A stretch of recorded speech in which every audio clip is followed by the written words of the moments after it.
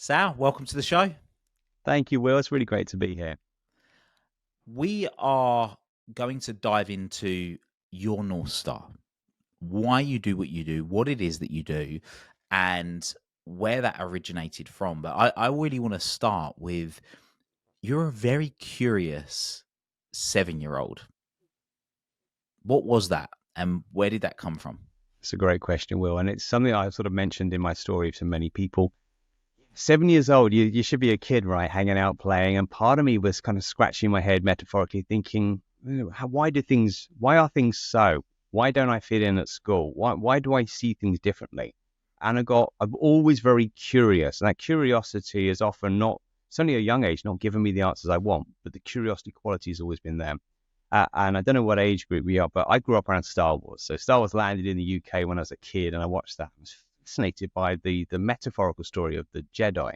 Not so much they were the cool things as a kid, but what I was interested in, like, oh, they're talking about this thing, like this all-pervading energy, the Force. Isn't that interesting? I wonder if that's really true. And then, of course, I go out in nature and you look at systems and how things operate, and you're like, oh, yeah, maybe there is something to this.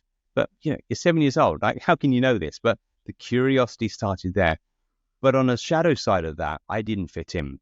So as a young kid, I went up to school, grew up in Kent in the UK.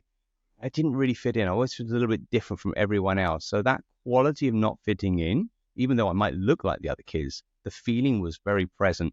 So that was also a driving force in the more shadow side of like where I was seeking things. Mm.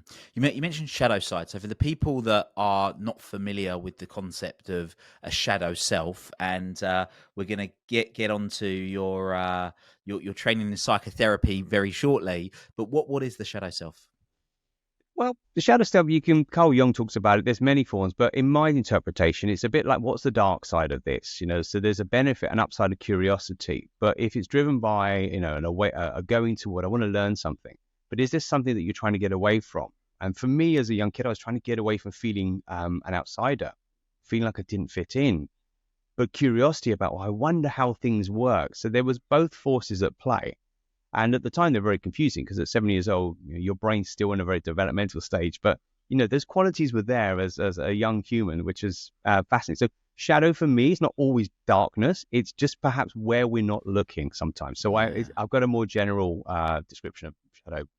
Yeah, I love that actually as a distinction, as it doesn't always mean the dark side, and we talk about the forces, the dark side. But the fact of that it's the area that's unconscious maybe, Absolutely. and we haven't explored it. So that's kind of you had very curious from a young age, having this realization that you felt that you didn't fit in. Um, what is it you do now? What's your mission? What's your North Star, Sal? My North Star is a beautiful term, Will. I love that. I often think of things having as an inner compass, and it's a close resonance with your thinking by it sounds. So, what do I do now? I help people expand their worldview, and those people are normally founders of businesses or business owners. Expand their worldview from where they are to where they want to go, because the limitations are largely psychological, mental. They're internal issues that these individuals have, and they are experienced on the outside. Like you can't grow your business, or you can't go to the next level, or whatever the thing is. But I work on that. So fascinating by this worldview shift, helping someone have a worldview shift to have tangible change in their life, in their business, and also hopefully my intention is to have a change in the world. I think you talk about the ripple effect in your work, and I talk about exponential impact effect, same things, different terms. But when you change one individual and help them shift in a wonderful way, that changes them, their company, their family, perhaps their community. And that has this beautiful, as you say, ripple effect going out to the world. So it has a quality of connection all the way through. And that's what I spend my time doing now. And was that born from what happened at 7, or did something happen a little bit later on in life? I think it's an amalgam of these things. It's this. Mm. When I grew up, it was a different world. I was born in the 70s. You thought the world was going to be a certain way. Get to the 2000s, like, oh, who came up with social media? That wasn't the plan as a kid. Yeah. So, the future that you think you're going to have is never true. It's a concept based on your current circumstances. So it's an amalgam of how I've got here. And I've traversed through different businesses, different identities to come to this thing. But I think the pivot point for me was when I got interested in yoga. And it sort of was a drawn out, protracted thing. I did philosophy, studied philosophy for like years and years and years, just as a kind of a part-time thing. And it was all about, from the ancients in India, the ancients in Greece, and really learning about thinking. Then I got involved in what most people know as yoga, the physical stuff, like moving around in a studio. That was people. But actually, I had some great masters and teach me that yoga is really about waking up. That's what it is at its core. And there are all these processes that you do, and there's all this lineage, but it's about waking up. And if you're a great yoga teacher, you help other people wake up. Am I right in saying, I could be completely wrong with this, but am I right in saying that actually I've never heard it phrased as yoga is about waking up, but I have heard that the etymology, like the root origin of yoga, whereas most people think about flexibility and movement, is actually about breath? Yes. So the etymology of yoga, when you follow its word back, is yoke, which means union. Right. And Okay. in the ancient Eastern tradition of the yoga tradition, they had lots of godheads, and then they had this idea of Brahman and Atman, these kind of consciousness descriptions. But they were talking about the connection with this greater thing. Mm. So that was where you come from. And you're right, those of us, so I was a guy when I got into yoga. It's traditionally, well, traditionally, but historically in our area, it's a very female-led domain, and it's all about stretching and that. And stretching is different to doing yoga. You can do Mm. both, but yoga is how present are you and I would say, how present are you through your body, through your thoughts, through your breath, but through your environment. So actually, it is a quality of building consciousness. It just happens to start with the body, which is what led me onto this embodiment process. So getting embodied, I spent way too much time in my head. Like Yeah. you just spent thinking. And the act of physical yoga got me very embodied, and that was a magical gift. I think it's really interesting using the word embodied and like embodied in body, Mm. and in body in the form of consciousness in body. But the reality is, if we don't have breath, we don't have a physical body. And it's fascinating. I know that you talk about changing people's world perspective, whether that's business owners who you work with a lot, but just people in life, is opening their perspective and giving them, because your perspective is your reality, isn't it? There's a big difference between actuality and reality. And when you change your perspective, your world changes. Systems theory for you, what's that? Great question. It's big. It's really, really big. Okay, but simply put, that everything is connected. So we have this whole kind of pattern. I'll go into a simplicity. So we talk about the mind and the body as if they're separate, and it's still a very common conversation, but it's very outdated. Now, this goes back to a guy called René Descartes, and he was part of the scientific revolution. I think he said ergo cito sum, whatever the Latin is, which I think, therefore I am. Mm. Think, therefore I am. And he kind of got this separation between mind and body. But actually, we trace it back. This goes back to the ancient Greeks. This goes back to Plato and those great thinkers, which came up with this idea of forms of things like truth and goodness and love. It was concepts. So actually, this conceptual world, which we live in our thoughts, and our embodied sense of sensations and feedback signals from the body have got separated in the West. Not so much in the East, not in China so much, but in the West. So we've got into reductionism and things, whereas if you look at ancient Chinese work like Tao and Confucianism, they're interested in patterns. And those of us in professional development and stuff, those spaces, we often look at patterns, don't we? We look at patterns of Mm. thinking, behavior. So we're already thinking like that. What I see is we need both. It's not one is better than the others. It's can we integrate both? Can we look at how we break stuff down?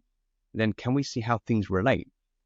So I mentioned to you about a tool that I've used called Mindset, Mood, and Movement, which is to look at how we do all the thinking, all the mind architecture. But mood is like how we feel. We're feeling creatures. We have emotions. Everything is predicated around how we feel. We do stuff because it feels a certain way. And it has to be acted out through some form of physical movement.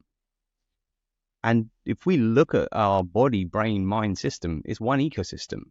You don't have a mind without a body. It just doesn't happen. So the more Mm. we can see how things are integrated, then we can extrapolate and go, I wonder if the expression of my business is really an expression of me and how I'm operating, which it often is. And then we can look at, well, if I do the inner work, then it changes how my business might be running, might be changing how my health's operating, might be changing how my relationships are happening, because it becomes one of a phrase called fractals. Have you heard of fractals? So fractals are repeating patterns. Like the lungs look like, if you look at a bit of the lungs, look like the rest. Neurons in the brain, look at a small bit, clouds in the sky. So as above, so below. Exactly. So they're repeating patterns. So I see thought fractals and behavioral fractals in people. So small things repeating out. So when I look at a person, particularly one of my coaching clients, and I'll be like, well, what are you doing? What are you thinking? Then we'll see how that plays out in their relationships, and how that plays out in their actions and how it plays out in their business. So we start to see that systems theory is happening anyway. We just sometimes don't know, have the lens to look through. So I find it incredibly helpful to, rather than separate everything, sometimes look, well, how does the whole thing relate together? What does it tell us? Yeah, I think that's very interesting indeed, and I suppose at varying levels, it depends on, and we're going to get into this in a minute as well, is the difference between the conscious and the subconscious, the conscious and the unconscious, because there's a lot of people, well, the majority of our lives is being run by our subconscious, unconscious mind, and it's that pattern that's rolling out that just most people don't realize, and to have that awakening moment is, I forget the quote exactly, but it's I'm paraphrasing this, and I can't remember who it was that said it, but you may remember. Until we make the until we make the unconscious conscious, we will spend our lives calling it fate or something to that effect. And I think it's very, very interesting to see that. So mindset, mood, and movement.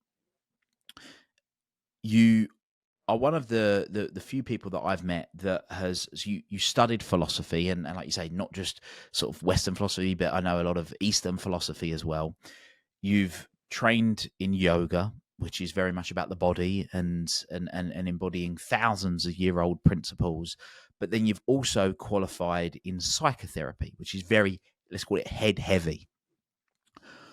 What do you feel is the most effective underutilized principle of each that, when Great. combined together, make a very effective operating system? Yeah, thank you. That's an excellent question. So if we just separate it out, because I think it's helpful. So when we talk about mindset, we're talking about everything around a person's inner experience, thoughts, beliefs, the inner architecture, your backstory, your identity, your values, your principles, all of that inner experience. That treatment there needs understanding, like you might be aware of the phrase meta patterns, so meta thinking. So looking at the structure of how we think rather than just the content. So if someone says, oh, I'm really stressed, like, but what are you really saying? What is that really about? What is your inner description creating in your outer experience? So when we can understand how someone does thinking, and can that be expanded? So we don't need to change, we just need to evolve. Like everything we've learned can be very helpful, but can we get wider and more expansive? And that can really shift, because so much is predicated on worldview, as I've already said. So if we can expand our worldview and have more capacity in the thought space, then we have more potential. And I know you're big on this around, the manifestation space, the creation space. It is largely mind-led. So that's the space we want to do some work and expand, expand and evolve. The other thing I say about mind is that we are built on looking in past data. So our brain mind, we can interchange those words, but our mind has schemas, these kind of complex maps of who we are and how we operate. So in wake up today and you get up and your brain goes, well, what do I know? How do I operate the computer? How do I be a coach or whatever I'm doing? And it goes into past data and it replicates. If we move our thinking forward, then we are into a more creative state. So rather than repeating thoughts and the way we see the world, can we be creative, which is a future orientation? And we have the power to do that. So we know our prefrontal cortex has a lot of ability to create. We're brilliant creatures as human beings. We are creative creatures, but we have a bias towards repeating what we know. So if we can move and shift our bias into creation, that changes a lot of stuff. So there's a general term around mindset. So that would be one space. Mood. Well, one thing I've learned, and you said about the breath in yoga, and I studied breath work. I did with Patrick McEwen. I've looked at breath from a scientific point of view and a kind of esoteric. Fundamentally, I used to be really anxious. So I know experientially that when I changed my breathing, I was like, ooh, this feels really good. I've literally changed how I feel. Isn't that curious? And then I did the science work, which tells us how the nervous system works. And so knowing how you breathe, being able to control your state is so Mm, powerful. And that's a physiological component, Will. You can think change, but if you can feel change at the same time, so you control how you're breathing, the quality of mm, your nervous system, the physical neurological stuff with your thought stuff, that is a really powerful mix. So we start to weave changes in your thinking structure, breathing and emotional regulation. Very powerful and needed. The world's a challenging mm. place. And then, This, sorry, Karen. yeah, I was going to say, then the movement side is, well, I mean, I'm not a spring chicken anymore. And I'm an advocate for movement. In a world that's sedentary, where we might we're sat now as we're podcasting, but can we move? Can we build in movement to our day because we generally don't have it? Can we stay active? Can we stay fit? Because when the physical system is optimized and highest at its best capability, so is everything else. So Mm, looking at, rather than thinking, well, I'll go to the gym when I can, it's like, no, it's non-negotiable. If you want to be an elite leader in your field, you need to be fit. Now, that might take a yeah. journey of quite a long time. That's okay. But staying active and physically well is the bedrock, if you will, of the self. Yeah, it's one thing I just want to pick up, and you said it right at the beginning, is that using the term brain and mind interchangeably. So, do you believe that the mind is the brain, or do you believe different? Great question. Um, okay, so they are separate. They are separate phenomena. One's a physical structure. One's an a conceptual world that no one, I've read a lot of neuroscientists' work who try to pin down where, the self is, and no one's really got it. They've got ideas that it's in certain parts, but no one really knows. But what we do know is things that happen in the brain correlate to experiences in thinking and behavior. There's a lot of evidence. It seems to me that the brain is a huge part of mind creation, but so is the body. So we look at work by the trauma specialists who look at things like the fascia network of the body. There's memory stuck in the body. Mm, Yeah, there's memory held in the body. We also know that the body has, well, we know we have three nervous systems. So we've got brain, central nervous system. We have the enteric nervous system in the gut. So there's 500 million or so neurons or billion neurons down the gut, lots of neurons basically, that read stuff. The heart has a lot of neuronal mass. I think 60% of the heart's matter is neuronal mass. So there's these centers of self which aren't just head, which are picking up on the world, reading experience and what's going on. And they are all feeding into our experience of self. So I would distinguish mind as wider than the brain. It's yes, the brain, yes, the nervous system and the body. And it's probably, a wider sphere of resonance, it seems.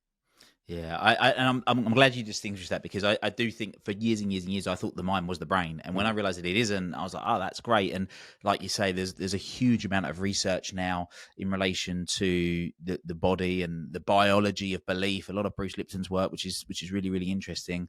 The other thing I want to touch on as well, because it's only just dawned on me when we're having this conversation, but just as an analogy for people, when you talk about the mind body connection, most people in their right mind wouldn't only exercise one side of their body. They wouldn't only do squats on one leg and lift on one. That said, there's a lot of guys that I know that only do upper body and don't do lower body, Yeah. right? But so there's a lot of people that are doing that. But it's thinking about, if you do all of let's look at the head work, the mindset work, but you don't utilize the body, you're at a disadvantage. But equally, if you only do physical work and you don't do the mindset work, you're at a disadvantage. So it is about, I believe, seeing both of those elements. And breath work, of course, makes such a key part of it, because just simple stuff that most of us will realize is that we can go weeks without eating, we can go days without water, but we can go minutes without breath, and just realizing the importance of that. So coming back to the question then, so if there was just, what do you feel was the most effective principle that's overlooked in each of the varying disciplines, in terms of philosophy, yoga, and psychotherapy, that is important? Because a lot of psychotherapists will be like, our way's the way. A lot of yoga people, our way's the way. A lot of people that have studied philosophy say, well, no, my way's the way. So what do you feel is most important of each? Yeah, that's a strong question to bring multiple fields together.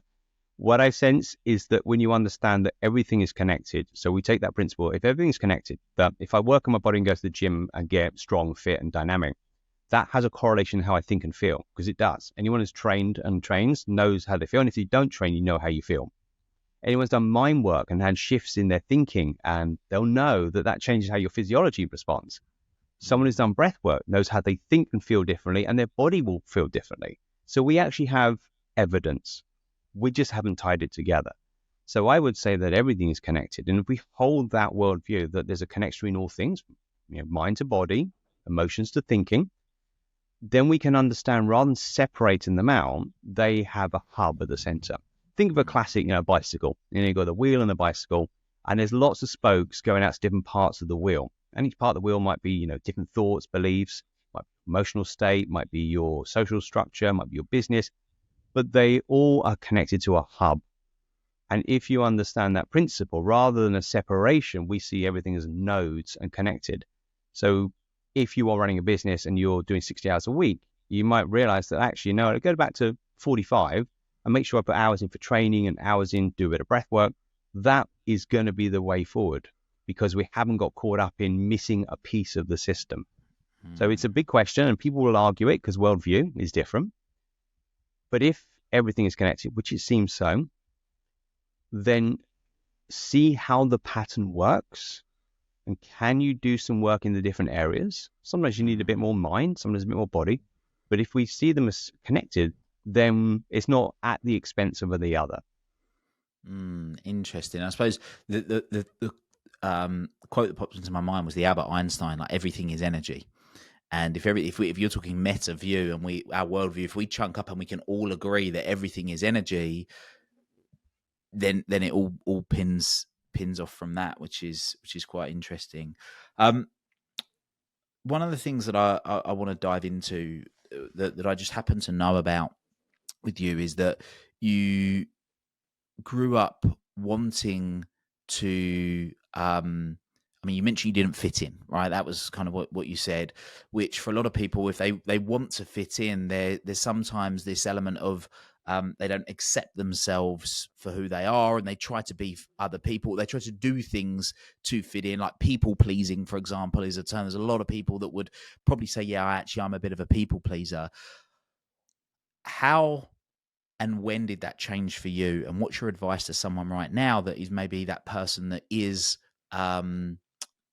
not living congruently to themselves just to be able to fit in and please others? I think the first thing we need to know is natural. We are born to fit in because we're part of a system. There's a systems approach just showing up right there. We are of a small family, grew up in a community in Kent, you're part of a certain your school, all these things. We're parts of community.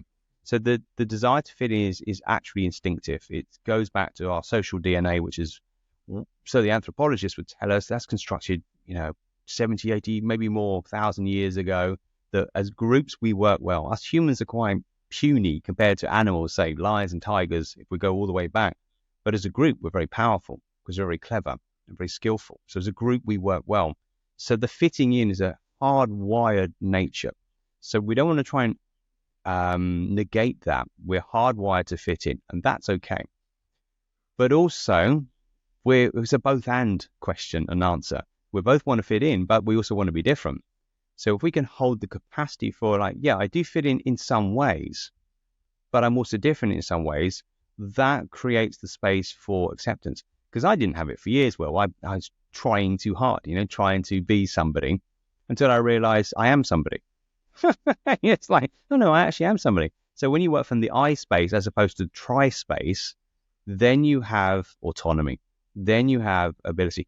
And the biggest thing I found is you don't need to be liked by everybody. That's okay. Because, that's just how it is. And when you let go of that need, you'll be liked by the right people. Your loved ones, your friends, your family, the people you vibe with.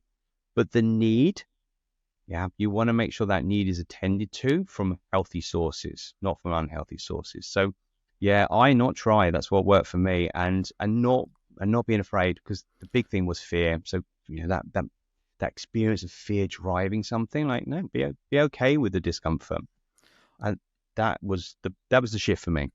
So you said about fear. So, okay, so a lot of people go, well, just don't be fearful. I don't find that particularly helpful for a lot of people. So do you have a process, and maybe it is the I versus try that you can expand on, that becomes a form of system for people to be able to overcome fear? Yeah. So firstly, again, accept fear. Fear is a biological, neurological state. It keeps us safe. It's meant to be horrible, right? Fear should be a highly awakening state. Like if you're going to walk in front of a road and you suddenly see a car, you don't want to be a bit indifferent about it. You're like, oh, there's a car. Jump out the road. Most of our fears in our modern world are psychological, though. Most fears are psychological fears and threats as opposed to physical threats, hopefully, for most people. So they are born in the mind. Understand that fear is natural. The first thing, make space for him. But where are you operating from? Are you operating from a space of past and all that information that you think is going to happen?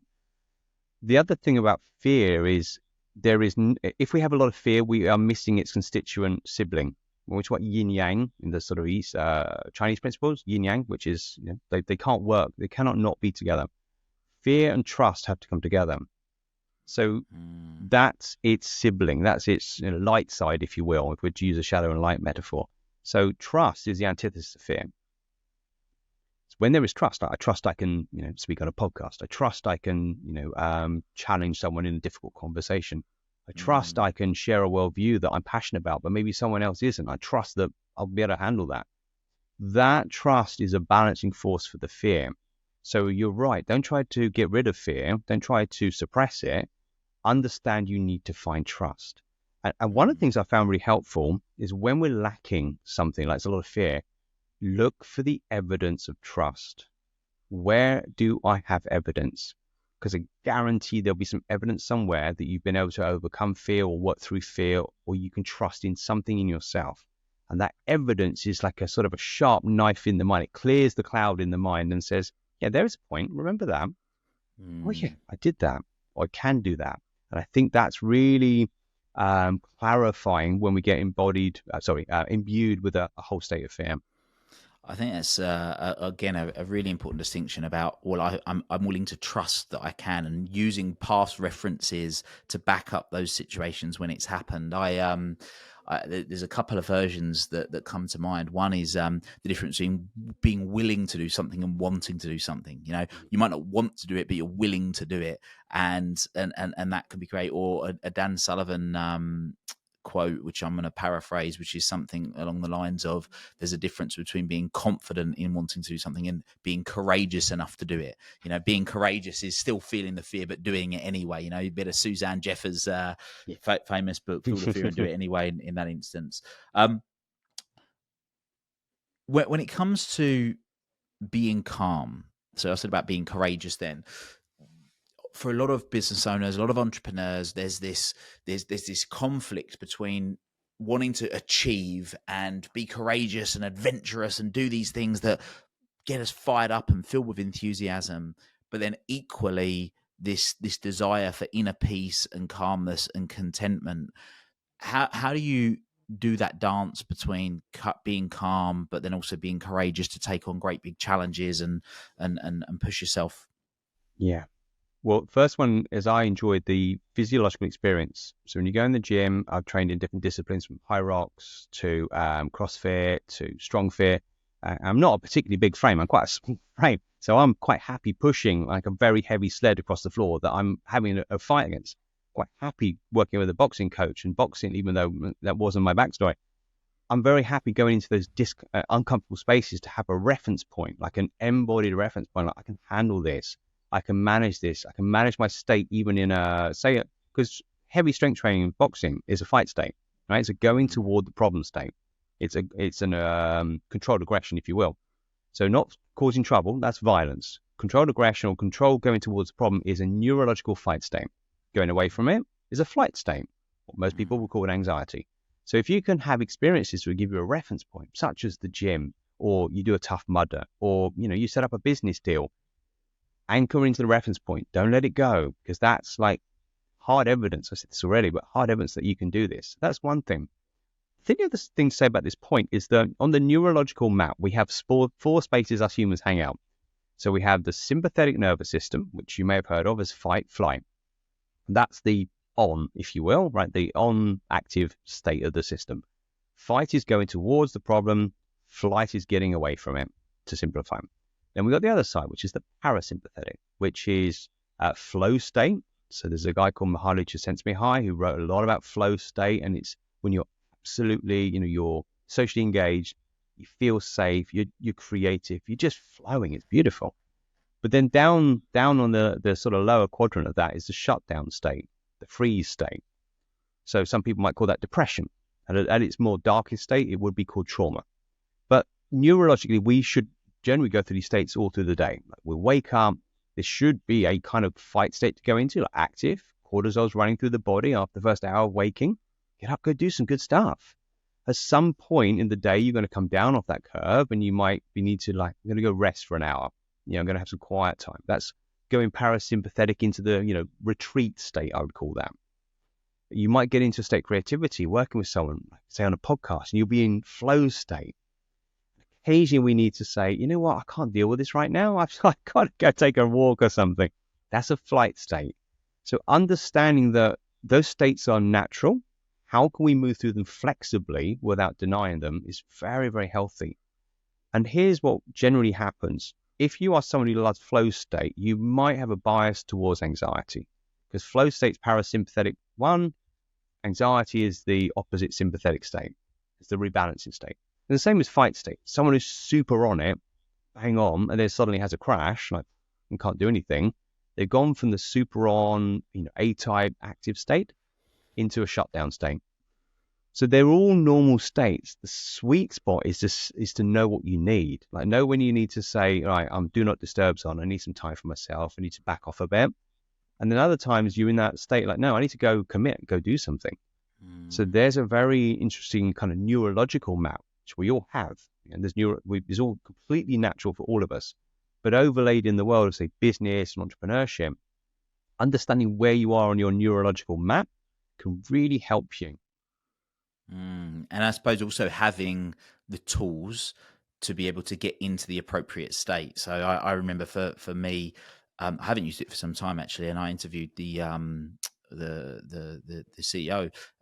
Is something called Brain FM, and Brain FM was a really useful tool that enables you to change your brain waves to go from beta to alpha to theta to delta accordingly, and just having, and that's just one example of many that can change your state. Some people it's listening to music, some people it's going exercising, some people it's going doing a meditation that can enable you to switch from those states. And that's, I suppose, one of the arts of your own self mastery is how, if I find myself in a sympathetic nervous system state, I'm in fight or flight, how quickly can I take myself back into flow state? How quickly can I take myself into that different way of being, essentially?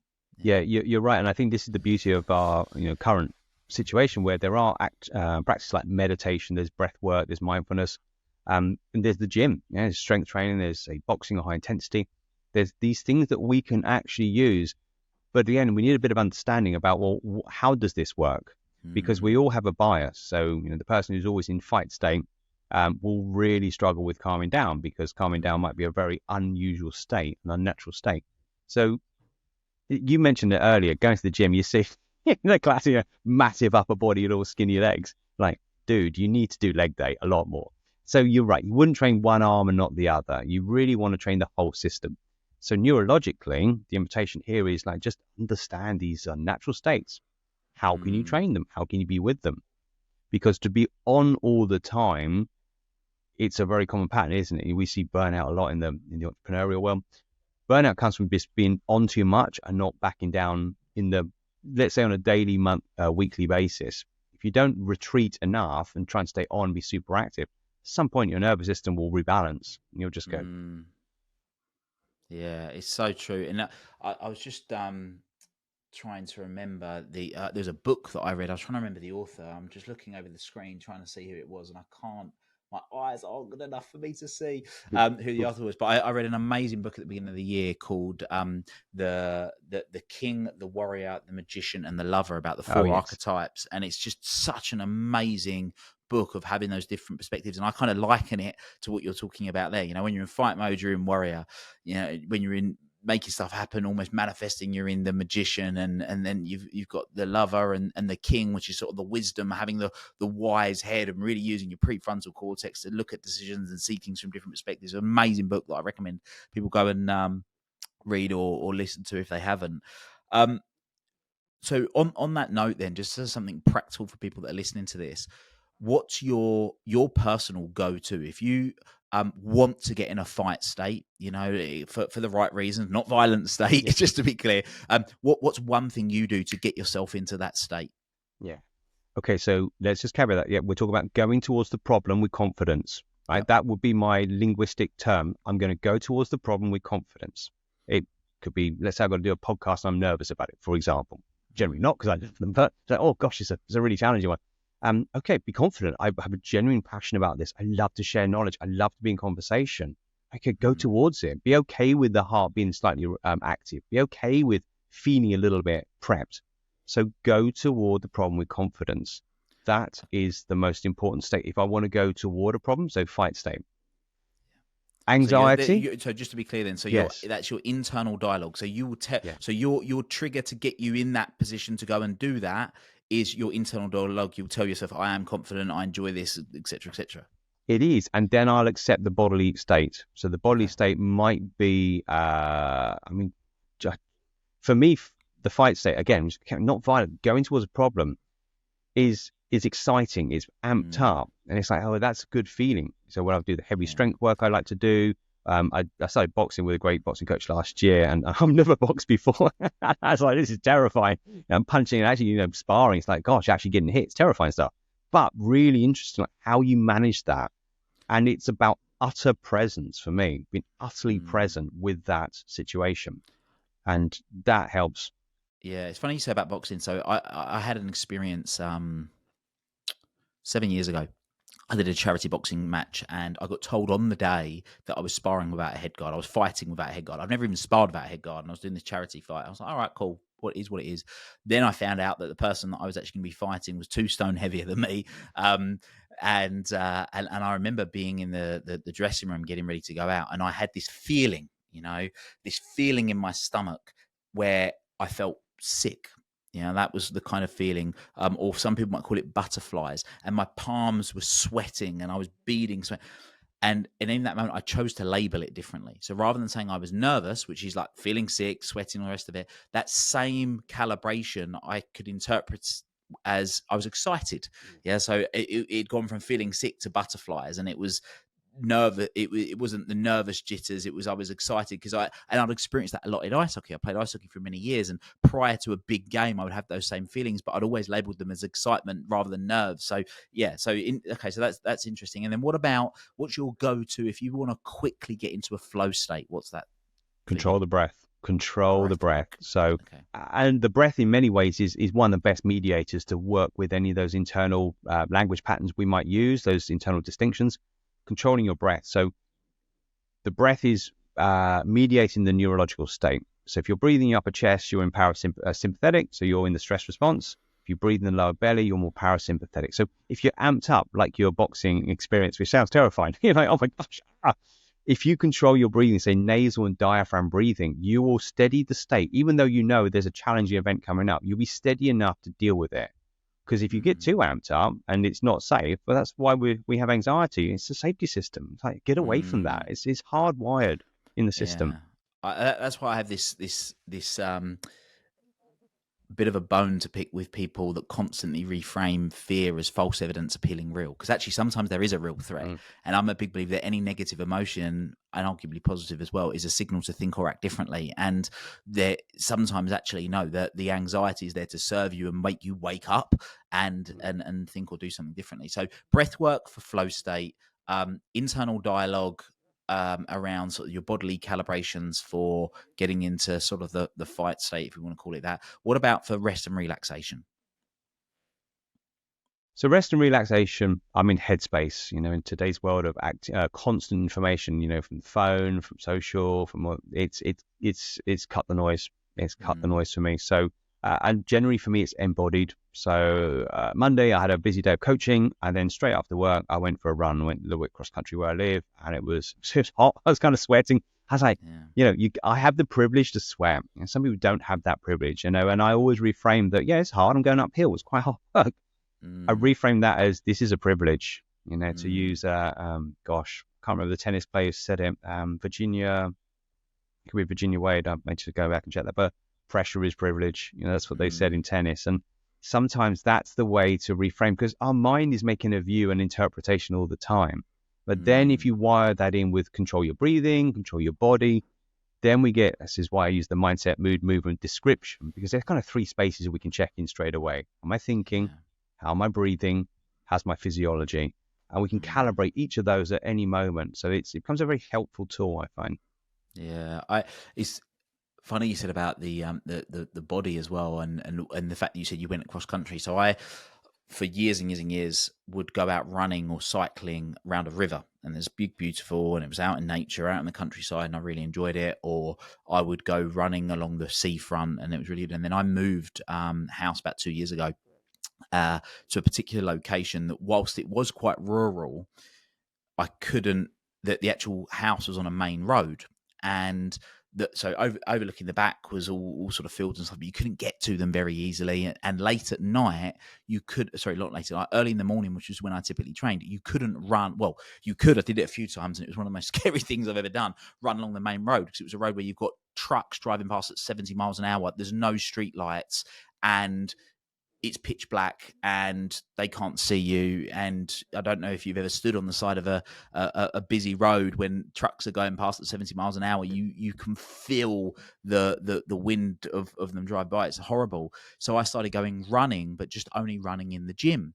And I was like, but I've run for years and I've loved running. And then it dawned on me, no, it wasn't necessarily running that I loved. It was actually being out in nature. So whether I was running, riding, walking, it was actually that experience of being in nature was really calming, and not just the movement. So yeah, that I think being in nature has a big impact as well, for sure. Yeah, absolutely. There's a lot of people done studies on this about the color green is so imbued in the human experience that it activates the parasympathetic. So if you go out, as you say, Oh wow. even for a walk, I have dogs, so walk the dogs, and you get some green around you. I mean, I live in the city of Brighton. It's quite a lot of concrete here, but near me there's some parks and there's some downs. So go there. So there's all this green. So Mm, by default, those green waves coming in our eyes are parasympathetic activating. And if you sit at a screen a lot, which is a lot of knowledge workers do, there's something very small about that life. Whereas you step mm, outside, there's a big sky above you, there's no rooms, there's a spaciousness to it. And I think that something I find interesting is getting back to being more human. When we live in mm, an abstract world of concepts and digital, what's human? Yeah, humans movement, humans breath, humans getting outside. It's very grounding. And if you're struggling, I think with lots of challenges and anxiety, get out and move. And you're right, in nature is far better than the gym. See what yeah. happens. I and I can't remember who it was, but there was something I'd read recently that had said about if you live in a city, most cities, the biggest perspective that, like, the furthest distance that you see is like 35 meters or something. And that's what a lot of people, they literally struggle to get perspective in their own lives because they live in a city where all they've got around them is a 35-meter um diameter of what they can see at any given time. Whereas when you get out in nature, you go down to, as you say, in sort of the downs in Brighton, you can see for miles and miles and miles at a time. Or you're on the shoreline and you can see for the next 20 miles or whatever it is. It just helps bring perspective and see things. It's very powerful indeed. So Sal, if people have been listening to this thinking, wow, this sounds incredible, I want to find out more about you or mindset, move and movement as a concept and a principle, where can people do that? Yeah, absolutely. So I'm on channels of LinkedIn and Instagram. I'm sure you can put some handles in the show notes. Yep, they'll Just be there. Google my name, my website as well, saljefferies.com, which is SALJEFFERIES.com. So you can look me up there. But I'm a conversationalist. So a lot of the time when people really want to connect, I'm like, old school, let's have a talk. Now, I know I have clients all over Europe, and we often communicate by video call. But hey, that's the beauty of technology. But I like to get in conversation with people. Plus, I have my own podcast, which I call Mindset, Mood and Movement, where I invite wonderful people along to expand the conversation in any of those spaces. And we talk about human performance. So it's a bit of a lavish place where I get to play and talk about all the things I'm interested in, have a really interesting guests, which of course, Will, you're very much involved on the show, as you well know. And so that's a good one as well, which you can catch me. So any of those places you can spend some time with me. Wonderful. So yeah, go and check that out. We'll put all the links in the show notes. So one final question for you before we leave. What is the question you wish more people asked you?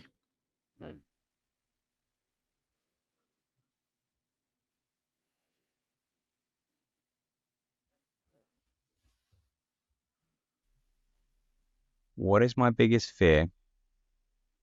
And when I face it, what's my biggest dream? Okay, so I'm going to ask you that question. What's your biggest fear? And when you face it, what's your biggest dream? My biggest fear is not making enough of an impact. My biggest dream is to be able to share all these things I've been accumulated over many years, and to share that wide and far, because I don't own the knowledge. It's meant to be given on.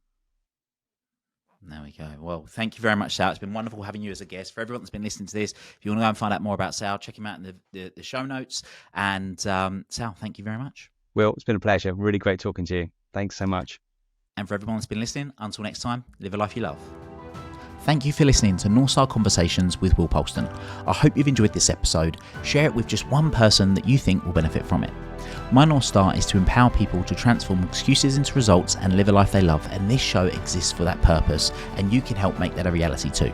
By liking, rating, reviewing and sharing the show, you will help the platform algorithms do their thing and get North Star Conversations in front of more people so they can benefit from it too. Make sure you hit subscribe so you get the newest episodes as soon as they're released. Until next time, live a life you love.